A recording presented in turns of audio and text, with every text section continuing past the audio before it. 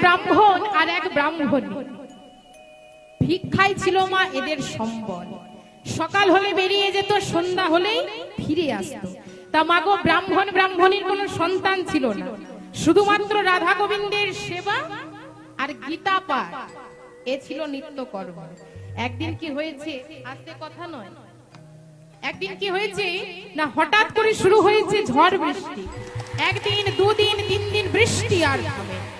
আর এই দুটো দিন ভিক্ষা না করে তাদের অনাহারে দিন কেটে গেল। এবার ব্রাহ্মণ কি করেছে মা, রাধা গোবিন্দের চরণ তলে বসেছে। আর রাধা গোবিন্দের চরণ তলে বসে ব্রাহ্মণ গীতা খুলে গীতা পাঠ করছে। সংসার সাগরং ঘৌরং তত্ত্ব মিচ্ছতি যৌনরং গীতা নাবং সমাসাত্য পারং জাতি সুখে নস। অর্থাৎ ঘোর সংসার হতে উদ্ধার হতে হলে আমাদের গীতারূপ নৌকায় আরোহণ করতে হবে।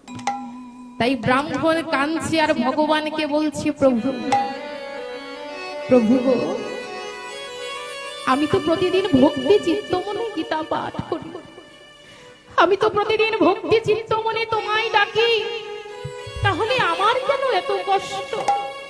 বলো না প্রভু, কেন এই ঘোর সংসার হতে আমি উদ্ধার হতে পারছি না প্রভু? এই বলে ব্রাহ্মণ গীতার সেই শ্লোকটি কেটে নিয়ে আজ বৃষ্টির মধ্যেই বেরিয়ে পড়লেন ভিক্ষা করতে। আর এদিকে ব্রাহ্মণী অনাহারেই আমার রাধা গোবিন্দের চরণ তলে বসলেন। অন্তরজামি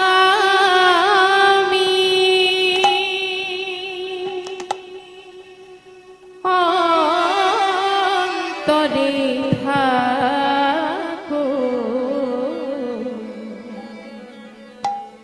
প্রভু, অন্তরে ছাড়া হইও না প্রভু গো, অন্তরে ছাড়া হইও না। নিতাই গৌর হরি বল, অন্তরে থাকো, অন্তরে ছাড়া হইও না প্রভু গো, অন্তরে ছাড়া হইও না। অন্তরজামি অন্তরে থাকো, অন্তরে ছাড়া হইও না প্রভু গো, অন্তর ছাড়া হইও না। ও গো প্রভু গো, অন্তরে ছাড়া হইও না। তোমার সেবায় যেন দিন যাই প্রভু, তোমার সেবা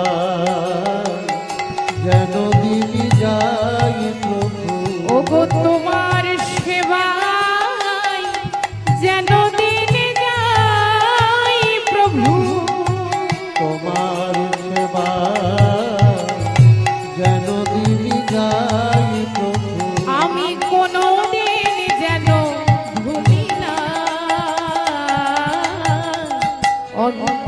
অন্তরজামি অন্তরে থাকো, অন্তরে ছাড়া হইও না প্রভু গো, অন্তরে ছাড়া হইও না প্রভু গো, অন্তরে ছাড়া হইও না প্রভু গো, অন্তরে ছাড়া হইও না। নেই তো কিছুই মন, কি দেব তোমায়, কি দিয়ে পুজিব বলো চরণ তোমায়। এই তো কিছু গো, কি দেব তোমায়, কি দিয়ে পুজিব বলো চরণ তোমার। আমি ভক্তি চন্দন রেখেছি সাজিয়ে, ভক্তি চন্দন রেখেছি সাজিয়ে। ও গো করোনা নিরাশ করোনা, অন্তর জামি অন্তরে থাকো, অন্তরে ছাড়া হইও না প্রভু, অন্তরে ছাড়া হইও না প্রভু অন্তরে ছাড়া হইও না, প্রভু অন্তরে ছাড়া হইও না। ঠিক এমন সময় দুটি বালক খাদ্যদ্রব্য দুটি বোঝা মাথায় করে নিয়ে এসে ডাক দিচ্ছে মাগো ওই ব্রাহ্মণের কুটিরে। এসে বলছে, বাড়িতে কে আছো মা? ও মা, তাড়াতাড়ি করে বেরিয়ে এসো। এবার ব্রাহ্মণী বেরিয়ে এসে দেখে দ্বারে দাঁড়িয়ে আছে দুটি বালক। আস্তে কথা নয়, দ্বারে দাঁড়িয়ে আছে দুটি বালক। তাই ব্রাহ্মণী বলছে, হ্যাঁ রে, তোরা এত ছোট ছোট আর তোদের মাথায় এত ভারী ভারী বোঝা, কি আছে ওতে? আর বলো না মা, আমরা তো খেলা খেলছিলাম গো, দেখা হলো ব্রাহ্মণের সাথে। আমাদের বললো এই খাদ্যদ্রব্য বোঝা দুটি তোমার কাছে পৌঁছে দিতে। বলো তো মা, এত ভারী ভারী বোঝা আমরা কি বইতে পারি? নাও মা নাও, এবার এগুলো নামিয়ে নাও। বেশ, আচ্ছা বেশ, তোরা ভেতরে এসে একটু বিশ্রাম কর, আমি তোদের জন্য একটু ভোজনের ব্যবস্থা করি। ওমা ব্রাহ্মণী তাদের ভেতরে বসতে দিয়ে তাদের জন্য ভোজনের ব্যবস্থা করছে। আর এমন সময় ব্রাহ্মণ দাঁড়িয়ে এসে ডাক দিচ্ছে, ব্রাহ্মণী, ও ব্রাহ্মণী, তুমি দরজা বন্ধ করে কি করছো ব্রাহ্মণী? ব্রাহ্মণী বলছে, ওই যে তুমি যাদের পাঠিয়েছো তাদের ভোজনের ব্যবস্থা করছো। কি বললে তুমি? আমি পাঠিয়েছি ভোজনের ব্যবস্থা? এ তুমি কি বলছো ব্রাহ্মণী? এই বলে ব্রাহ্মণী ব্রাহ্মণকে কুটিরের ভেতরে নিয়ে এলো। ওমা, ব্রাহ্মণী ব্রাহ্মণকে কুটিরের ভেতরে নিয়ে এলো। আর এদিকে ভক্তের ভগবান কি করেছে দেখো। ভক্তের ভগবান কি করেছে? ভক্তের ভগবান কি করেছে মা? ব্রাহ্মণ গীতার যে শ্লোকটি কেটে নিয়েছিল সেই শ্লোক লিখে দিয়ে অন্তর্ধান হয়েছে। এবার যেই না ব্রাহ্মণী ব্রাহ্মণকে কুটিরের সামনে নিয়ে এসে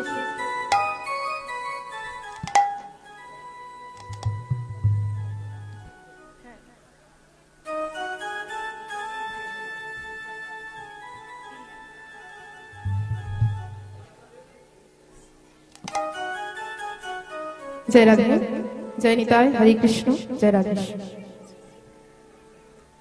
তাই এবার যেই না ব্রাহ্মণকে কুটিরের ভেতরে এনেছে মা, এসে দেখছে কি না সজ্জা পাতা আছে।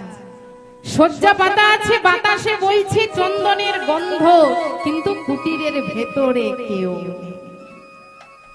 এবার ব্রাহ্মণ রাধা গোবিন্দের চরণতলে বসে গীতা খুলতেই অবাক হয়ে বললেন, একি এই শ্লোক তো আমি কেটে দিয়েছিলাম, তাহলে এই শ্লোক লিখলো কে? তবে কি আমার রাধা মাধব এসেছে? প্রভু, তুমি এত কৃপাময় প্রভু, তুমি এত করুণাময় প্রভু, ভক্তের বোঝা তুমি আজ মাথায় করে বয়ে নিয়ে এসেছো।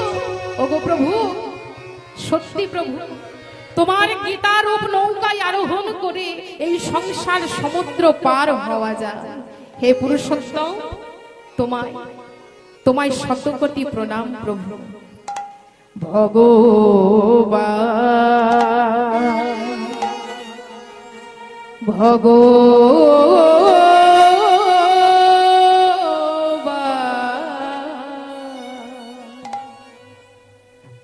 প্রণামে তোমায় ভগবান। নিতাই গৌর হরি বল, হরি বল।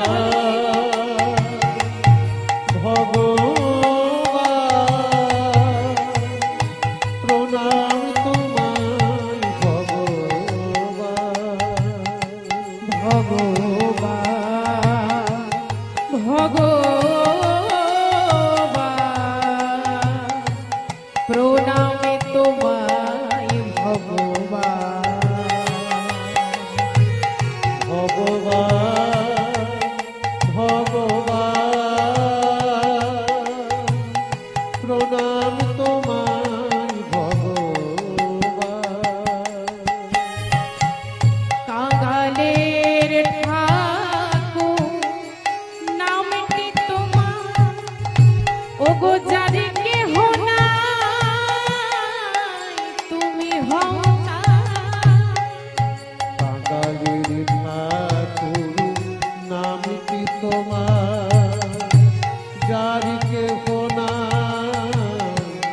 তুমি হও তা। ও গো কাঙালের ঠাকুর নামটি তোমার যারে কেহ নাই তুমি হও তা। কাঙালের ঠাকুর নামটি তোমার যার কেহ নাই তুমি হও তা।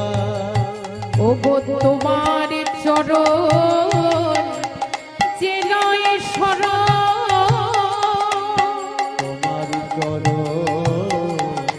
যে নয় শরণ। প্রভু তুমি করো কে পাদার প্রণামে তোমায় ভগবান ভগবান ভগবান প্রণামে তোমায় ভগবান। নিতাই গৌর হরি বল হরি বল হরি বল। ভগবান প্রণাম তোমার ভগবান। তাই ভক্তের চোখের জল ভগবান কোনোদিন সহ্য করতে পারে না। আস্তে মা, ভগবান দুটো জিনিস পছন্দ করে না বাবা, এক হলো ভক্তের নয়নের জল, আরেক হলো অহংকার। কেউ যদি মনের মধ্যে অহংকার রেখে, দেখুন মায়েরা, কেউ যদি মনের মধ্যে অহংকার রেখে আমার ভগবানকে ডাকে, সেই ভক্তের ডাকে কি কোনোদিন ভগবান সাড়া দেয়? হরি বল। ভগবান অহংকার আর চোখের জল সহ্য করতে পারে না। তেমনই একদিন কি হয়েছিল বাবা, অহংকারী দুর্যোধন মনে মনে চিন্তা করছে, আজ আমি কৃষ্ণকে এমন ভোজন করাবো সারা জীবন কৃষ্ণকে তা মনে রাখতে হবে। দেখুন মায়েরা, অহংকারের নৈবেদ্য সাজিয়ে দুর্যোধন গোবিন্দের জন্য বসে থাকলো। আর গোবিন্দ তো অন্তর্যামী বাবা, অন্তরে জানতে পেরে আজ দুর্যোধনের কাছে আসতে এমন ভাব করেছে যেন কত কিছু ভোজন করে এসেছে। এবার এসে বলছে, দুর্যোধন, ও দুর্যোধন, আজ তো তোমার গৃহে আমার সেবা হবে না দুর্যোধন। জানো দুর্যোধন, আমি তোমার কাছে আসছিলাম আর আস্তে আস্তে আমার অনেক ভক্তের সাথে দেখা হয়ে গেল, তাই তারা যে আমায় ভোজন না করিয়ে ছাড়লো না দুর্যোধন, আজ আমি চললাম দুর্যোধন। ওমা অহংকারে নৈবেদ্য ফেলে গোবিন্দ আমার চলে এলেন কোথায় বাবা? বিদুরের কুটিরে। বিদুরের কুটিরে এসে ডাক দিচ্ছে, বিদুর, ও বিদুর। বিদুর গেছে ভিক্ষা করতে, আর এদিকে বিদুরের পত্নী একখানা বসনের অর্ধেকটা অঙ্গে জড়িয়ে বাকি অর্ধেকটা রৌদ্রে শুকোতে দিয়েছে, আর অন্য কোনো বসন নেই। যেই না আমার গোবিন্দের ডাক শুনেছে মাগো, অমনি বাকি অর্ধেকটা বসনকে পরিধান করে ছুটতে ছুটতে চলেছে গোবিন্দের কাছে, গিয়ে বলছে, হে গোবিন্দ, হে গোবিন্দ, আজ আমাদের কি সৌভাগ্য। ওগো গোবিন্দ, আজ তুমি আমাদের কুটিরে এসেছো। ওগো গোবিন্দ, কত মুনি ঋষি যুগ যুগ ধরে তপস্যা করেও যার চরণ পাই না, আর সেই গোবিন্দ কিনা, আজ সেই গোবিন্দ কিনা আমার দ্বারে দাঁড়িয়ে আছে। এসো গোবিন্দ, এসো, আজ আমি তোমায় মনের মতো করে সেবা দেব, আজ আমি তোমায় মনের মতো করে সেবা দেব গোবিন্দ। এই বলে গোবিন্দকে ভেতরে এনে একটি আসন পেতে দিলেন বসতে, আর মনে মনে